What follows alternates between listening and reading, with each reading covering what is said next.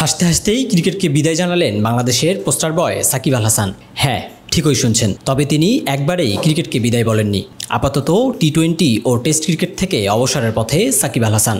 Kanpur test শুরুর আগের দিন আজ হঠাৎ করেই বাংলাদেশ দলের প্রতিনিধি হয়ে সংবাদ সম্মেলনে আসেন সাকিব। তখন কেউ হয়তো ভাবেনি এভাবে নীরবেই হাসতে হাসতে অবসরে যাবেন সাকিব। হঠাৎ করেই তিনি জানালেন গত টি-20 বিশ্বকাপেই এই সংস্করণে নিজের শেষ ম্যাচ খেলে ফেলেছেন তিনি। ঘরের মাঠে দক্ষিণ আফ্রিকার বিপক্ষে টেস্ট খেলে লাল বলের ক্রিকেটেও বিদায় জানাবেন এই অলরাউন্ডার। এই সময় অবসর প্রসঙ্গে সাকিব বলেন, আমার মনে হয় টি-20তে আমি আমার শেষ ম্যাচ খেলে ফেলেছি। মিরপুর টেস্টে খেলতে পারলে সেটি হবে আমার শেষ টেস্ট। অক্টোবরে মিরপুরে দক্ষিণ আফ্রিকার বিপক্ষে 2 ম্যাচের টেস্ট সিরিজ খেলবে বাংলাদেশ।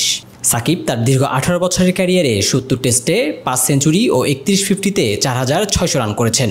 অন্যদিকে বল হাতে নিয়েছেন 242 উইকেট। টি-20তে 129 ম্যাচেই থেমে গেছে তার ক্যারিয়ার। এই সংস্করণে 13 ফিফটিতে 2551 রান করেছেন সাকিব, আর 149 উইকেট নিয়েছেন তিনি। ক্রিকেটের এই 2 ফরম্যাট থেকে অবসর নিলেও আগামী চ্যাম্পিয়ন্স ট্রফি পর্যন্ত হয়তো ওয়ানডে সংস্করণে খেলবেন সাকিব আল হাসান। ডেস্ক রিপোর্ট, বার্তা বাজার।